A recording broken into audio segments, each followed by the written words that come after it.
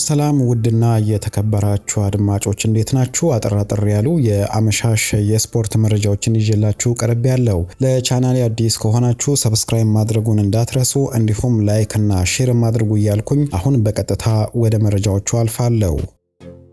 ከማንቸስተር ዩናይትድ ጋር በተያያዘ እየተወሩ ያሉትን መረጃዎች እንመለከታለን። መጀመሪያ ላይ የአትሌቲኮ ማድሪዱን አማካይ ኮነር ጋላጋርን እናገኘዋለን። የአትሌቲኮ አማካይ ታዲያ ስሙ ከማንቸስተር ዩናይትድ ጋር መያያዝ ጀምሯል። ጋላጋር ዘንድሮ በአትሌቲኮ ማድሪድ ውስጥ እንደሚፈልገው የመሰለፍ ዕድል ማግኘት ከብዶታል። ዘንድሮ ታዲያ 4 ጨዋታዎችን ብቻ በቋሚ አሰላለፍ ውስጥ ገብቶ የጀመረ ሲሆን አንድ ጨዋታን ብቻ ነው ሙሉ 90 ደቂቃ ተጫውቶ ያጠናቀቀው። በቅርቡ ዲያሪዮ ጋር ባደረገው ቃለ መጠይቅም ዘንድሮ እየተጫወትኩበት ባለው ሰዓት ላይ ደስተኛ አይደለውም ሲል ገልጿል። ነገር ግን ክለቡን ለቅቄ ለመውጣት ሳይሆን ጠንክሬ በመስራት በአሰልጣኝ ዲየጎ ሲሚዮኔ ስር የመሰለፍ ዕድል ለማግኘት እሰራለሁ ሲል ኮነር ጋላጋር ተናግሯል። ከዚሁ ጋር በተያያዘ ነው ታዲያ ማንቸስተር ዩናይትዶችም ተጫዋቹን ለማስፈረም ፍላጎት ያሳዩት። ነገር ግን የመጀመሪያ ምርጫቸው አይደለም። ሌሎች ምርጫዎች የማይሳኩላቸው ከሆነ ወደ ተጫዋቹ ይዞራሉ ተብሎ ይጠበቃል። ጋላጋር ታዲያ ከማንቸስተር ዩናይትድ ጋር በተያያዘ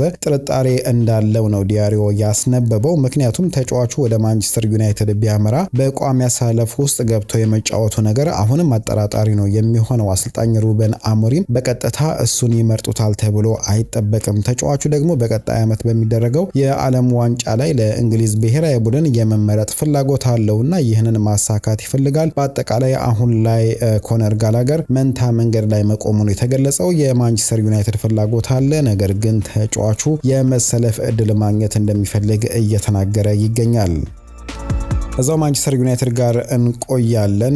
ከሩበን አሞሪም እና ሃሪ ማጓየር ጋር በተያያዘ አሰልጣኙ ተጫዋቹን እየተንከባከቡበት ያለው መንገድ ትክክል አይደለም ሲል የቀድሞ የማንቸስተር ዩናይትድ መልማይ የነበረው ሚክ ብራውን ተናግሯል። ከፉትቦል ኢንሳይደር ጋር ባደረገው ቃለ መጠይቅ ታዲያ ሃሪ ማጓየርን አሰልጣኝ ሩበን አሞሪም እየተጠቀመበት ያለው መንገድ ትክክል አይደለም ሲል ነው የገለጸው። ሃሪ ማጓየር ታዲያ ኮንትራቱ እየተጠናቀቀ ይገኛል። ለክለቡ ደግሞ ወሳኝ ተጫዋች እንደሆነ አሰልጣኝ ሩበን አሞሪም በተደጋጋሚ ሲናገር ተመልክተናል። ነገር ግን ተጫዋቹን በበቂ ሁኔታ በማጫወት ላይ አይገኝም። አንድን ተጫዋች የቡድኔ ቁልፍ ተጫዋች ነው የምትል ከሆነ በቂ የመሰለፍ ዕድል ልትሰጠው ይገባል ሲል ነው ሚክ ብራውን የተናገረው። እስካሁን ባለው ሁኔታ ታዲያ ሃሪ ማጓየር ኮንትራቱን ስለማራዘሙ ነገር የታወቀ ነገር የለም። ተጫዋቹም ታዲያ በማንቸስተር ዩናይትድ ስለመቆየቱና አለመቆየቱ እስካሁን እየወሰነው ውሳኔ እንደሌለ ነው እየተገለጸ የሚገኘው። ተጫዋቹ ታዲያ በማንቸስተር ዩናይትድ ቤት ለመቆየት ፍቃደኛ የሚሆን ከሆነ በአንድ በኩል ደሞዙን መቀነስ ይኖርበታል፣ በሌላ በኩል ደግሞ ውስን ጨዋታዎች ላይ ብቻ ለመጫወት መስማማት እንደሚኖርበት ነው የተገለጸው። ይሁንና ሚክ ብራውን እንደሚለው ከሆነ አሰልጣኝ ሩበን አሞሪም ከሃሪ ማጓየር ጋር በተያያዘ ትክክል እየሰራ አይደለም፣ ተጫዋቹ ክለቡን ቢለቅ ይሻለዋል ሲል ተናግሯል። ማንቸስተር ዩናይትዶች በጥር የዝውውር መስኮት ካልሆነም በቀጣዩ ክረምት የተከላካይ አማካይ ተጫዋች ለማስፈረም እንቅስቃሴ ያደርጋሉ ተብሎ ይጠበቃልና በርካታ ተጫዋቾችን በእቅዳቸው ውስጥ ይዘዋል። አሁን ታዲያ ሌላ ተጫዋችም በስም ዝርዝር ውስጥ እንደሚገኝ ነው እየተገለጸ የሚገኘው። የወልቨርሃምፕተን ወንደርሱ ጆዋዎ ጎሜስ በማንቸስተር ዩናይትዶች እቅድ ውስጥ እንዳለ ተገልጿል። ከፍላሚንጎ ወደ ወልቨርሃምፕተን ወንደርስ ከ3 ዓመት በፊት ነበር የተዘዋወረውና ምርጥ የሚባል ጊዜንም ከክለቡ ጋር ማሳለፍ ችሏል። ዘንድሮ ወልቨርሃምፕተን ወንደርስ እንዳጠቃላይ ጥሩ የሚባል ብቃት ላይ ባይገኝም ተጫዋቹን ግን አሁንም የማንቸስተር ዩናይትድ መልማዮች በጥሩ ሁኔታ እየተመለከቱት እንደሚገኙና በተጫዋቹ እንቅስቃሴም ደስተኛ እንደሆኑ ነው እየተዘገበ የሚገኘው። ይሁንና ተጫዋቹ እስከ 2030 የሚያቆይ ኮንትራት ስላለው በቀላሉ ማስፈረም ከባድ ሊሆን እንደሚችል እየተገለጸ ይገኛል። ሌሎች ክለቦችም ፍላጎት ተጫዋቹ ላይ ስላላቸው ማለት ነው። የተጫዋቹ ዋጋ ግን በአንድ በኩል ሊቀንስ እንደሚችልም ነው የተገለጸው። እሱም ወልቨርሃምፕተን ወንደርስ ወደ ታችኛው ዲቪዚዮን የሚወርድ ከሆነ እንደሆነ ተዘግቧል። በዚህም መሰረት ማንቸስተር ዩናይትዶች ሌሎች አማራጮቻቸው የማይሳኩላቸው ከሆነ ፊታቸውን ወደ ጎሜስ በማዞር በአነስተኛ ዋጋ ለማስፈረም ጥረት ያደርጋሉ ተብሎ ይጠበቃል።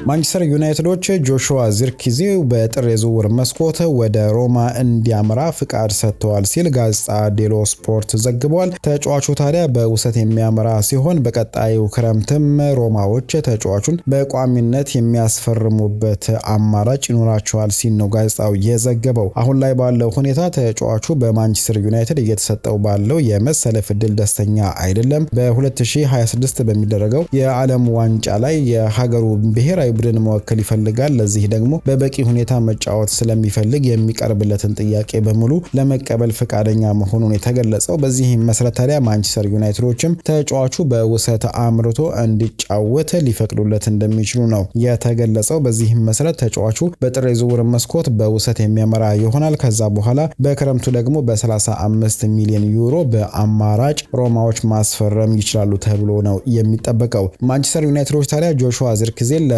ሮማ ለመስጠት የሚስማሙ ከሆነ ሮማዎች ደግሞ ኢቫን ፈርጉሰንን ለመልቀቅ መዘጋጀታቸው ነው የተገለጸው። ኤቨርቶኖች ደግሞ ኢቫን ፈርጉሰን የሚመለስ ከሆነ ለማስፈረም ጥረት ያደርጋሉ ተብሎ ይጠበቃል። በርካታ የጣሊያን ክለቦች ጆሹዋ ዚርክዚን ማስፈረም ቢፈልጉም አሁን ግን ከፍተኛ የሆነ እንቅስቃሴ አድርጎ በንግግር ላይ የሚገኘው ሮማ እንደሆነ ነው የተዘገበው። ማንቸስተር ሲቲዎች የሪያል ማድሪዱን አማካይ አርዳ ጉለርን ማስፈረም ይፈልጋሉ ይላል ወደ ስፔን ያገኘነው መረጃ። ፔፕ ጋርዲዮላ ታዲያ በመሃል ክፍሉ ላይ ኬቨን ዲብሮይኔን ቦታ ለመተካት ሁነኛ አማራጭ ነው ብለው ተጫዋቹ ላይም እምነት እንዳላቸው ነው እየተገለጸ የሚገኘው። አርዳ ጉለር ወደ ሪያል ማድሪድ ከተዘዋወረ በኋላ ታዲያ ዘንድሮ በቂ የመሰለፍ ዕድል አግኝቶ ጥሩ የሚባል እንቅስቃሴንም በማድረግ ላይ ይገኛል። ተጫዋቹ ታዲያ ዘንድሮ በሪያል ማድሪድ ውጤታማ ጉዞ ላይ ከፍተኛውን አስተዋጽኦ በማበረከት ላይ የሚገኝ ተጫዋች ነው። አሁን ታዲያ ተጫዋቹ ላይ ማንቸስተር ሲቲዎች ፍላጎት ማሳየታቸው ነው እየተገለጸ የሚገኘው። በቀላሉ ታዲያ ሪያል ማድሪዶች ተጫዋቹን ይለቁታል ተብሎ አይጠበቅም። ነገር ግን ማንቸስተር ሲቲዎች እስከ 100 ሚሊዮን ዩሮ ቢሆን ከፍለው ተጫዋቹን ለማስፈረም ማቀዳቸው ነው የተገለጸው።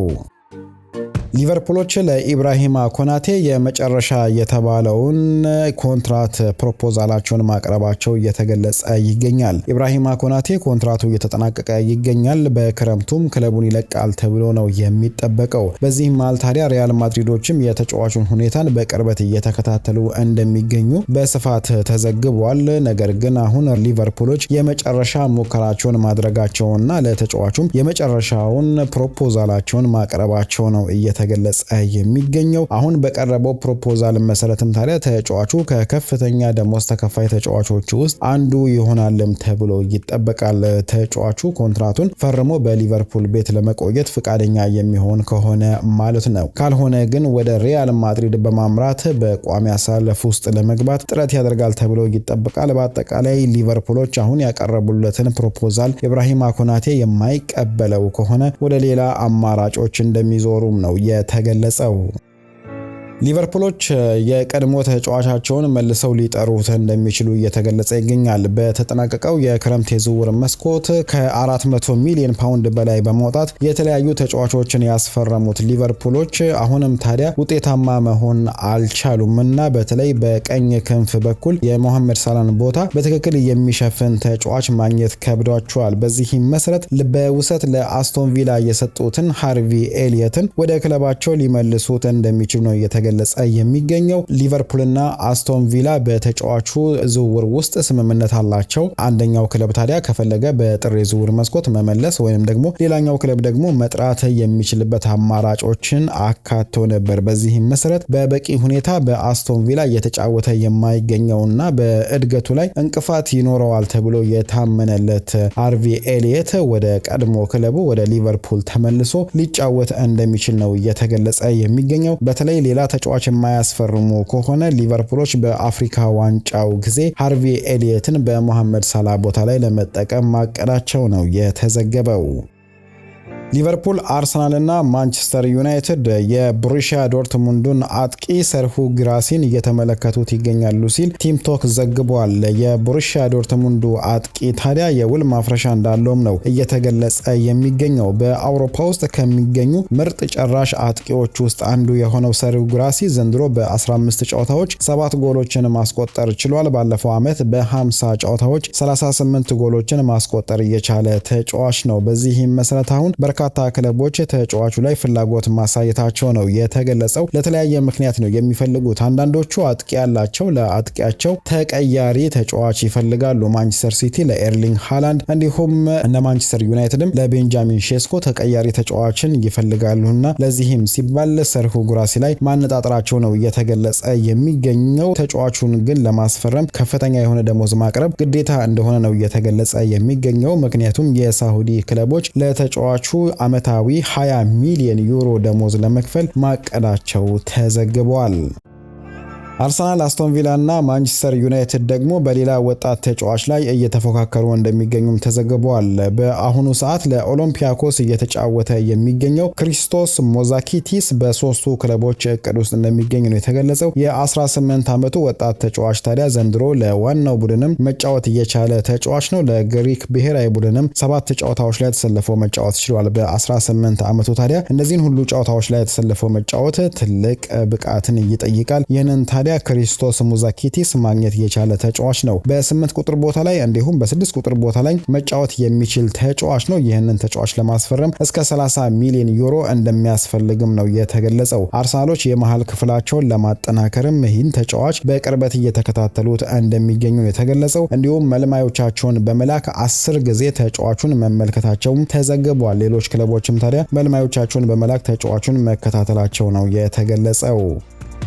ኬናን ይልዲዝ ከጁቬንቱስ ጋር ኮንትራቱን ለማራዘም እያደረገው ያለውን ንግግር ማቋረጡ እየተገለጸ ይገኛል። አሁን ላይ ባለው ሁኔታ የ20 ዓመቱ ቱርካዊ እጣ ፈንታ ክለቡን መልቀቅ እንደሆነም ነው እየተዘገበ የሚገኘው። ተጫዋቹ የረጅም ጊዜ ኮንትራት አለው። ነገር ግን አመታዊ 1.5 ሚሊዮን ዩሮ ደሞዝ ብቻ ነው እየተከፈለው የሚገኘው። እሱ ታዲያ ደሞዙ ወደ 6 ሚሊዮን ዩሮ ከፍ እንዲልለት ይፈልጋል። ነገር ግን ጁቬንቱሶች ከ5 ሚሊዮን ዩሮ በላይ ለመክፈል ፈቃደኛ እንዳልሆኑ ነው የተገለጸው። ዘንድሮ ታዲያ እስካሁን ባለው ሁኔታ 3 ጎሎችን አስቆጥሮ 4 ጊዜ አሲስት ማድረግ የቻለ በአማካይ ስፍራ ቦታ ላይ እንዲሁም በክንፍ መስመር ቦታ ላይ መጫወት የሚችል ባለተሰጥኦ ተጫዋች ነውና ይህን ተጫዋች ታዲያ አሁን ሌሎች ክለቦች በተጠንቀቅ እየተጠባበቁት እንደሚገኙ ነው የተገለጸው። አርሰናል፣ ቼልሲ እንዲሁም አስቶን ቪላ ተጫዋቹን ለማስፈረም እንቅስቃሴ ያደርጋሉ ተብሎ ይጠበቃል።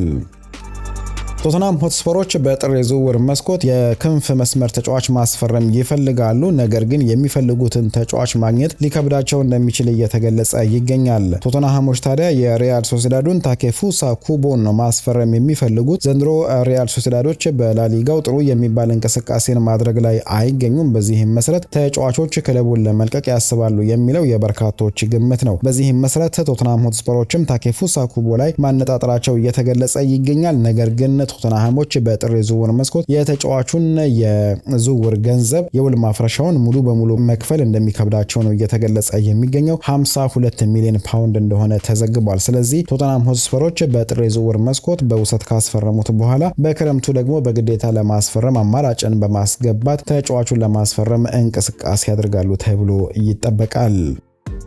ባርሴሎናዎች ወደ ስፖቲፋይ ኑ ካምፕ ስቴዲየም ተመልሰው ከቅዳሜ ጀምሮ የሚጫወቱ ይሆናል። በዚህም መሰረት የመጀመሪያ ጨዋታቸውን ከአትሌቲክ ክለብ ጋር ያደርጋሉ። ስቴዲየሙ ታዲያ ሙሉ በሙሉ እንደማይሞላ ይታወቃል። አሁንም ግንባታዎች እየተከናወኑ ስለሆነ ማለት ነው። ነገር ግን ባርሳዎች ወደ ሜዳቸው ተመልሰው የሚጫወቱ ነው የሚሆነው። አትሌቲክን ይጋብዛሉ።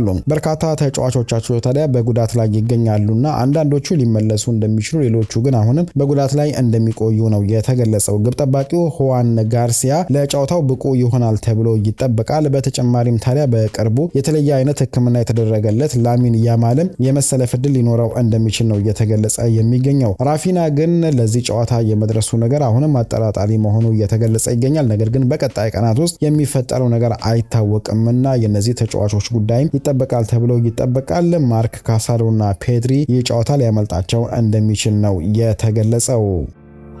ፒኤስጂዎች የአትሌቲኮ ማድሪዱን አጥቂ ሁሊያን አልቫሬዝን ለማስፈረም ፍላጎት ማሳየታቸው እየተገለጸ ይገኛል። በዚህም መሰረት በክረምት 2026 ተጫዋቹን ለማስፈረም ጥረት ያደርጋሉ ተብሎ ይጠበቃል። አትሌቲኮዎች ግን ተጫዋቹን በቅርቡ የረጅም ጊዜ ኮንትራት ስላስፈረሙት በቀላሉ ይለቁታል ተብሎ አይጠበቅም። ቢለቁት እንኳን ከ120 ሚሊዮን ዩሮ በላይ የዝውውር ሂሳብ ይጠይቃሉ ተብሎ ይጠበቃል። በፕሪሚየር ሊጉ ከማንቸስተር ሲቲ ጋር ሁሉንም ዋንጫዎች ማሳካት የቻለው ሁሊያን አልቫሬዝ ፔሬዝ በስፔን ግን ዋንጫ ማሸነፍ ሊከብደው እንደሚችል ነው እየተገለጸ የሚገኘው። በዚህም መሰረት ዋንጫዎችን ሊያሸንፍ ወደሚችልበት ክለብ ሊያመራ ይችላል የሚለው የበርካቶች ግምት ነው። በዚህም መሰረት ፒኤስጂዎች ተጫዋቹን ለማስፈረም እንቅስቃሴ ያደርጋሉ ተብሎ ይጠበቃል።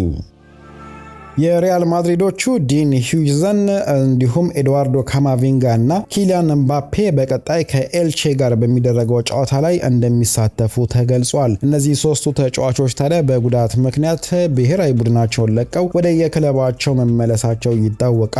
ምርመራም ተደርጎላቸዋል። በዚህም መሰረት ታዲያ ተጫዋቾቹ አሁን በጥሩ ሁኔታ ላይ እንደሚገኙና በቀጣዩ ጨዋታ ላይም ሊሳተፉ እንደሚችሉ ተዘግቧል።